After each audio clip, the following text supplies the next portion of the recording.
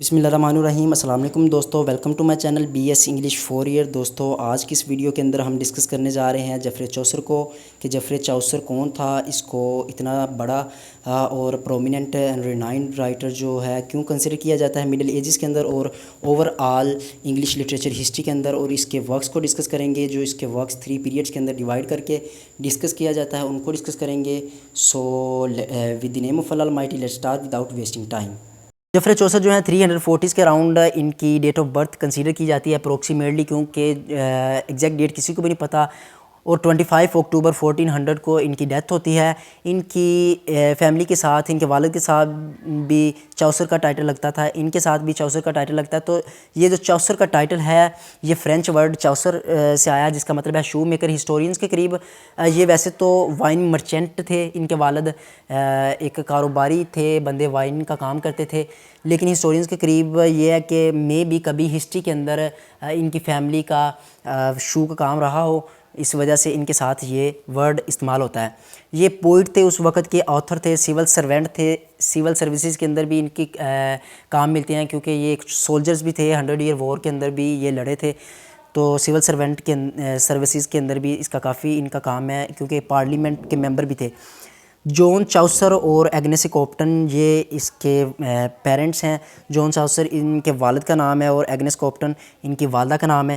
King Edward 3، king Edward 2 اور Henry 4، یہ 3 جو ہے کنگ، ان کو اس نے رول کرتے ہوئے اپنی زندگی کے اندر دیکھا ہے، بلکہ یہ کنگ ایڈورڈ 3 کے بڑے فیورٹ رائٹر تھے۔ 1327 سے لے کے 1377 تک ان کا رین ہے، ان کا دور حکومت ہے۔ اس کے بعد 1377 سے 1399 تک رچرڈ 2 کا آ جاتا ہے دور۔ تو کنگ ایڈورڈ 3 کے یہ بڑے فیورٹ رائٹر تھے۔ He married Philippa Wright, Philippa Wright نامی ایک عورت تھی، ان کے ساتھ ان کی شادی ہوئی ہے 1366 کے اندر۔ اس کے بعد پھر ان کی زندگی جو ہے ایک دم سے چینج ہونا شروع ہو گئی تھی، کیونکہ وہ ان کے ذریعے یہ ایک طرح سے سمجھ لے کہ کورٹ کے اندر انہیں بہت زیادہ اہمیت حاصل ہو گئی تھی، بہت زیادہ کورٹ سرکل کے اندر یہ ان ہو گئے تھے۔ فادر آف انگلش پوئٹری بھی انہیں کنسیڈر کیا جاتا ہے۔ انگلش پوئٹری کہا جاتا ہے کہ انہی سے شروع ہوئی تھی، بلکہ جو ہیں ہمارے جون ڈرائیڈن ان نے انہیں کہا ہے کہ یہ فادر آف انگلش پوئٹری ہیں۔ کچھ لوگ کنسیڈر کرتے ہیں کہ جو میتھیو آرنولڈ ہیں انہوں نے انہیں پوئٹری کا فادر کہا ہے، لیکن اصل میں انہوں نے ان کے بارے میں ایک لائن کہی تھی، وہ یہ تھی کہ with him is born our real poetry, کہ ان کے ساتھ ہماری اصل جو پوئٹری ہے وہ پیدا ہوئی ہے۔ حالانکہ انہوں نے ایگزیکٹ جو ڈائریکٹلی کہتے ہیں نا کہ فادر آف پوئٹری وہ نہیں کہا تھا، لیکن اس کا بھی مطلب کچھ اسی طرح سے آتا ہے۔ تو انہیں فادر آف انگلش پوئٹری بھی کہا جاتا ہے، لینگویج کا بھی کہا جاتا ہے، کیونکہ اس وقت میں ڈارک ایجز تھیں، ایک طرح سے انگلش کو اتنی زیادہ اہمیت حاصل نہیں تھی مڈل ایجز کے اندر، ہم پچھلی ویڈیو کے اندر ڈسکس کر چکے ہیں۔ اس وجہ سے انہوں نے جو چوسر تھے انہوں نے ایک دم سے کہہ لیں کہ انگلش کو اراؤز کیا تھا، تو اس وجہ سے انگلش لینگویج کو انگلش کا فادر بھی انہیں کہا جاتا ہے۔ اس کے بعد ہیروئک کپلٹ جو تھی انہوں نے انوینٹ کی تھی، انہوں نے یوز کیا تھا ہیروئک کپلٹ کا فرسٹ ٹائم۔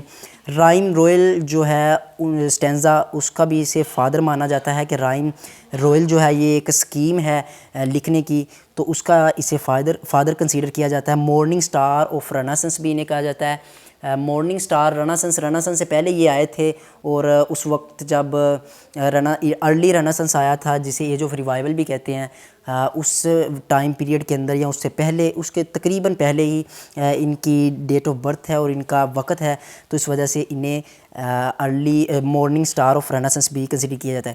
یہ first national poet of England ہے، انگلینڈ کا جو پہلا نیشنل پوئٹ ہے وہ جیفری چوسر کو کنسیڈر کیا جاتا ہے۔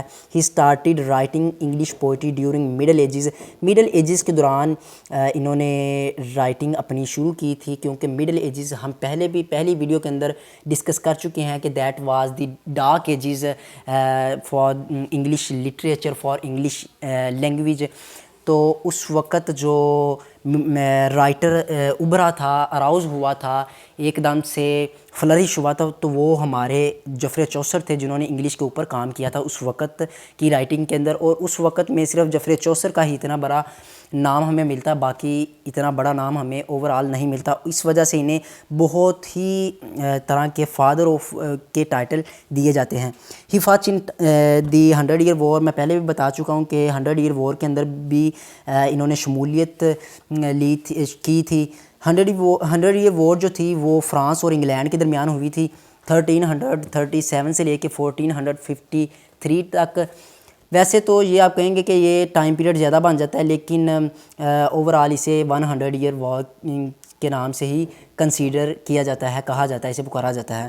تو انہوں نے اس وار کے اندر بھی شمولیت کی تھی.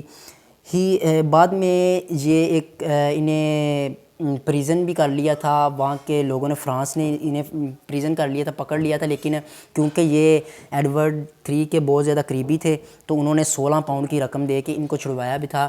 یہ کافی فیمس ہے، اکثر آپ نے سنا ہوگا کہ 16 پاؤنڈ کی رقم دے کے کنگ ایڈورڈ 3 نے انہیں آزاد کروایا تھا کیونکہ ان کے بڑے فیمس ہے. حالانکہ آپ کہیں گے کہ 16 پاؤنڈ جو ہے یہ تو ایک چھوٹی سی رقم ہے، اس وقت کے لیے یہ 16 پاؤنڈ بہت بڑی رقم ہوا کرتی تھی. بادشاہ وغیرہ اپنے جو سرونٹ ان کے لیے اتنی رقم اپنے سولجرز کے لیے نہیں تھے وقف کیا کرتے تھے، لیکن ادھر انہوں نے کی کیونکہ ان کا فیورٹ تھا.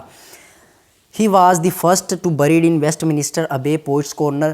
یہ پہلے رائٹر ہیں جو کہ ویسٹ منسٹر ابے کے اندر انہیں دفنایا گیا، پہلے پوئٹ ہیں جنہیں بری کیا گیا. ویسے تو دیکھیں ویسٹ منسٹر جو ہے یہ ایک چرچ ہے، سینٹ پیٹر نامی ایک شخص تھا، ٹھیک ہے، کولی چرچ، کولی گیٹ اس طرح سے اسے پروناؤنس کیا جاتا ہے، یہ چرچ ہے.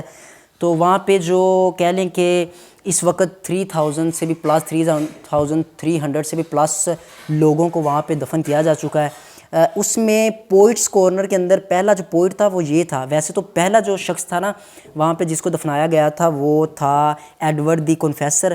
1066 کے اندر اسے بری کیا گیا تھا، وہاں پہ بریڈ کیا گیا تھا. تو اس کے اندر کافی لوگ ملتے ہیں، جیسے کہ ہمیں مونارک جو ہیں اسی کے اندر ملتے ہیں، وہاں پہ دفنایا ہے گورنمنٹ نے ان کو. اس کے بعد پرائم منسٹرز وغیرہ کی جو ہمیں قبریں ہیں وہاں پہ ملتی ہیں. ایکٹرز وغیرہ جو فیمس ہیں، میوزیشین ہو گئے، سائنٹسٹ وغیرہ ہو گئے، ان کی قبریں وہاں پہ ملتی ہیں.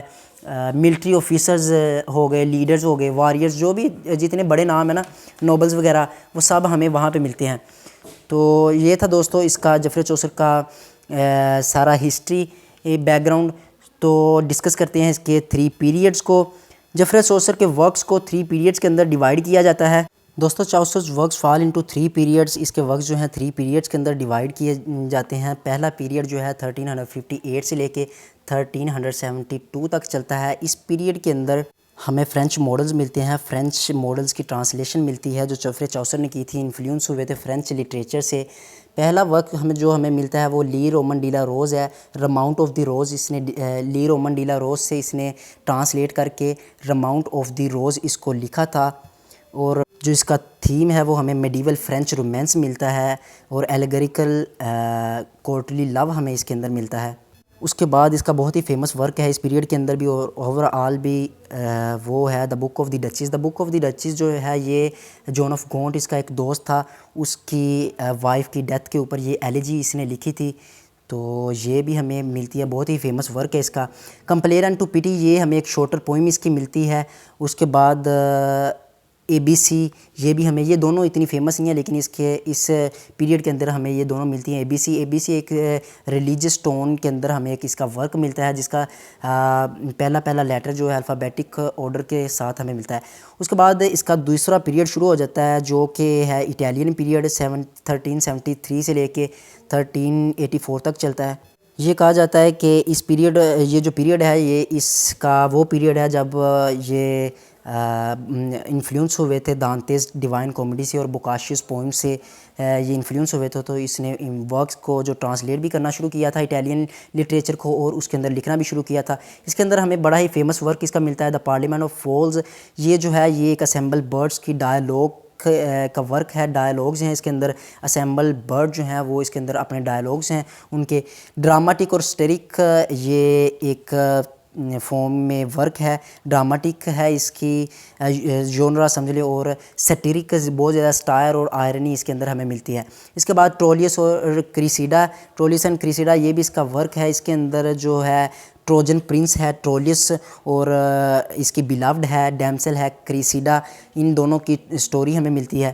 اس کے بعد دا سٹوری آف گریسیلڈا ملتی ہے۔ اس کے بارے میں اتنی زیادہ تو ویسے انفارمیشن مجھے نہیں ہے، لیکن یہ ایک وومن ہوڈ جو ہے، عورت ہے، اس کی بیوٹیفل پکچر ہمیں اس کے اندر اس کا پورٹریال ملتا ہے۔ اس کے بعد آ جاتا ہے the House of the Fame, اس کا یہ بھی ایک بہت ہی فیمس ورک ہے، یہ ماسٹر پیس ہے کومک فینٹیسی کا، یہ بھی ہمیں اس کے اٹیلین لٹریچر کے اندر ملتا ہے پیریڈ کے اندر۔ اس کے بعد ہم ڈسکس کریں اس کے انگلش پیریڈ کو، تو اس کا انگلش جو پیریڈ ہے، انگلش کا پیریڈ 1384 سے لے کے 1900 تک ملتا ہے۔ اس کے بعد کچھ خاص اس کا ورک نہیں ملتا، کیونکہ کہا جاتا ہے کہ یہ کینٹربری ٹیل لکھ رہے تھے، دین ان کی ڈیتھ ہو گئی تھی۔ تو اس پیریڈ کے اندر اس کے دو فیمس ورک ہیں، ویسے تو ایک ہی بہت ہی زیادہ فیمس ورک ہے، وہ دا کینٹربری ٹیل ہے، جو کہ پہلے بھی ہم ڈسکس کر چکے ہیں۔ کینٹربری ٹیل جو ہے یہ ایک ایسا اس کا ورک ہے جس کی وجہ سے اسے اتنی زیادہ اہمیت حاصل ہے اس کے لٹریچر کی دنیا کے اندر۔